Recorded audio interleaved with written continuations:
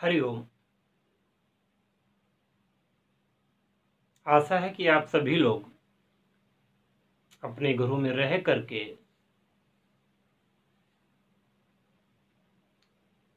अपने परिवारजनों के साथ में रह करके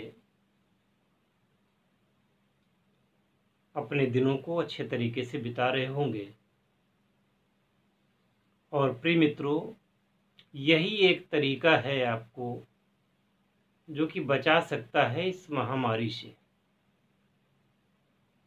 क्योंकि अभी इसका कोई टीका भी नहीं बना है और इस रोग की कोई अभी दवा भी नहीं है। हालांकि हाइड्रोक्सी क्लोरोक्विन के द्वारा कुछ आशाजनक परिणाम आए हैं। इसके अलावा अभी नई दिल्ली में कुछ प्रयोग हुए हैं जिनमें प्लाज्मा थेरेपी के द्वारा कुछ आशातीत परिणाम आए हुए हैं। प्लाज्मा थेरेपी ये है कि जिन लोगों को पहले कोरोना नामक की महामारी हो चुकी है, उनको रोगी हो चुके हैं और वह ठीक हो गए हैं, यानी बच गए हैं, तो उनके शरीर में उस रोग का एंटीबॉडी बन जाता है और उनका रक्त अगर ले करके वो स्वेच्छा से रक्तदान करते हैं तो उनका रक्त ले करके उससे प्लाज्मा को पृथक कर लिया जाता है। यह प्लाज्मा क्या होता है बहुत सारे लोग नहीं जानते होंगे। मित्रों, ये प्लाज्मा आपके रक्त में पाया जाता है। कभी आप देखते होंगे कि कहीं पे आपको चोट लग गई, कुछ देर तो खून निकला और बाद में जब खून बंद हो गया तो भी वहां से पीला पीला पदार्थ निकला करता है।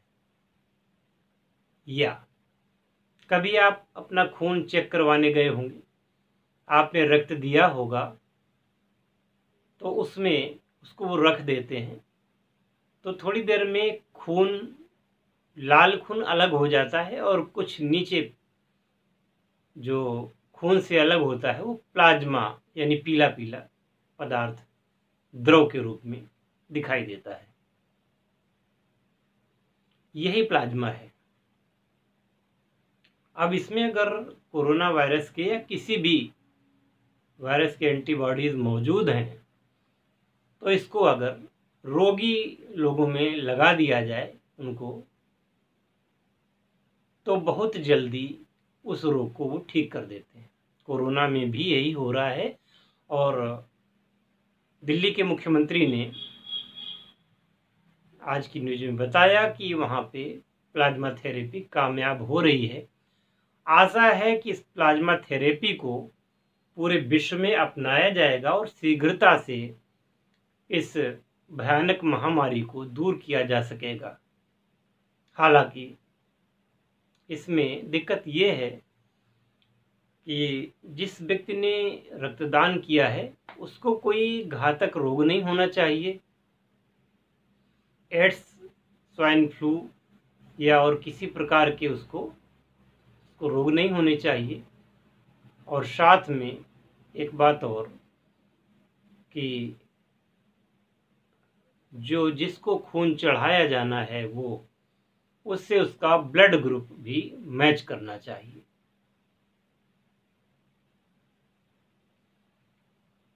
तो ब्लड ग्रुप जिसका मैच कर जाएगा और उसको वो दी जाएगी ड्रिप उसको प्लाज्मा की, वो ठीक हो रहे हैं। ईश्वर से विनय करें कि आपको ये ना हो और आप सारे नियमों का पालन करें, आपका परिवार स्वस्थ हो, सुखी हो और इस विभीषिका से, जहां पूरे विश्व में 2 लाख से ज्यादा मृत्यु के सरकारी आंकड़े उपलब्ध हैं, उनसे आपकी रक्षा हो सके। ईश्वर न करे कि किसी के साथ ऐसा हो। अगर आप घर से निकलते भी हैं तो ध्यान रखें कि कोई आपके ऊपर थूक न पावे,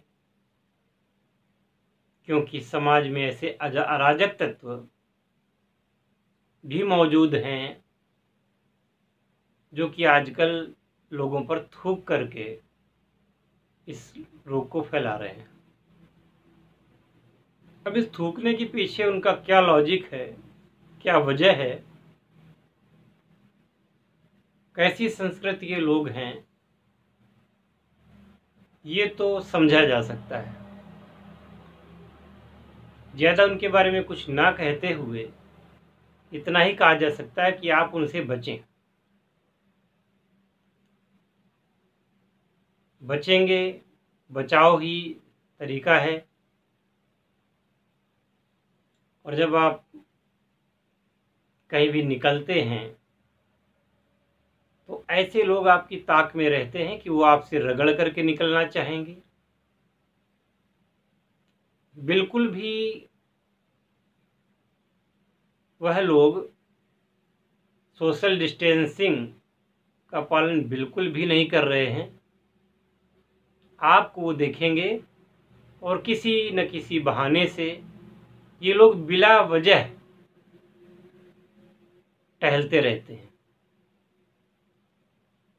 लाख पुलिस लगी हुई है, लाख सब कुछ है, पर ये धूर्त लोग फिर भी आपको टहलते हुए नजर आ जाएंगे,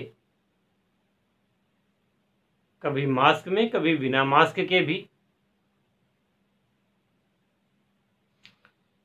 मेरा निजी अनुभव है ये। मैं निकलता हूँ, एक तो मैं सप्ताह में एक बार ही निकलता हूँ कुछ आवश्यक सामग्री लेने के लिए, और उसमें भी मुझे इतना ध्यान रखना पड़ता है कि कोई सामने से आकर के छू के न निकल जाए। अरे पूरी सड़क पड़ी हुई है, आप दूर से भी तो निकल सकते हैं, लेकिन नहीं, वो चाहते ही ये हैं कि आप उनके संपर्क में आएं। तो आपको इससे भी खुद की रक्षा करनी होगी, तभी आप सुरक्षित रह सकेंगे।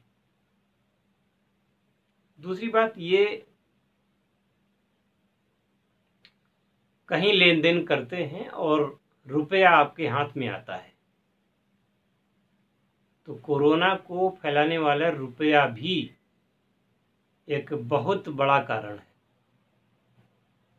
एक तो ये कि रुपया जब गिना जाता है, बहुत सारे लोग ऐसे हैं जो थूक लगा करके रुपया गिनते हैं। दूसरी बात ये कि इस रुपए को यह नहीं कहा जा सकता कि ये किसके किसके पास से होकर के आया है। हालांकि लखनऊ में ये मांग हुई थी, आरबीआई से मांग हुई थी कि नोटों में, जो एटीएम में नोट डाले जा रहे हैं, उनको सैनिटाइज करके डाला जाए। अब उसका कितना पालन हुआ नहीं हुआ, लेकिन आप लोगों से निवेदन है कि अगर आप रुपए किसी से लेते हैं तो आप उनको सैनिटाइज करें, या आपका बस चले, नोट अच्छी कंडीशन में हों, तो आप उनमें किसी कीटनाशक यानी जैसे निरमा वगैरह में डाल करके 30 मिनट तक उसमें डाल करके निकाल लें, स्वच्छ पानी डाल दें। ऐसे वह कीटाणु रहित हो जाएंगे, वायरस रहित हो जाएंगे। और उनको सुखा लें, तत्पश्चात ही उनको अपने पास में रखें। कोशिश यही रहे कि उतना ही पैसा घर से लेकर के जाएं जितना पैसा आप खर्च कर दें, और एक भी पैसा आप वहां से बचा करके न लाएं। लौटते समय घर में आने के पहले पैर हाथ तो धोने ही चाहिए। ये भी करना चाहिए कि आके सारे कपड़े भी ये धो लिए जाएं और शैम्पू साबुन इत्यादि के द्वारा आप स्नान भी कर लें। बालों को भी अच्छी तरीके से शैम्पू से धो करके स्नान कर लें। और कोशिश ये रहे कि आप घर से कम निकलें। छोटी सी बात का पालन करेंगे तो आगे खुश रहेंगे। बाहर निकलें, भले ही आपके कस्बे में, आपके शहर में, आपके इलाके में हॉटस्पॉट ना हो, मरीज ना हो, फिर भी घर से निकलें तो थोड़ा सा मास्क वगैरह बांध लें। यह सच है कि मास्क के द्वारा आप बच नहीं सकते, पर एक तो सरकारी आदेश है, दूसरी बात उससे ये है कि इसी बहाने और भी जो पॉल्यूशन है उससे आप बच सकते हैं और काफ़ी हद तक ऐसा भी हो सकता है कि आप कोरोना से भी बच जाएं। इस मास्क को भी 8-8 घंटे पर आपको धो लेना चाहिए, पुनः सुखा करके यूज करना चाहिए। और ज़रूरी नहीं कि आपके पास मास्क ही हो, अगर आपके पास में कोई तौलिया है, गमछा है, उसे ही बांध सकते हैं। लेकिन पालन करें, सावधानियों का पालन करें। ईश्वर आपको स्वस्थ रखे, सुखी रखे और आप हम सभी इस विभीषिका से अपने आप को बचा सकें, यही मेरी कामना है। और इसी के साथ आज की बात मैं यहीं पर विराम देता हूँ। मिलते हैं अगली वीडियो में। हरि ओम।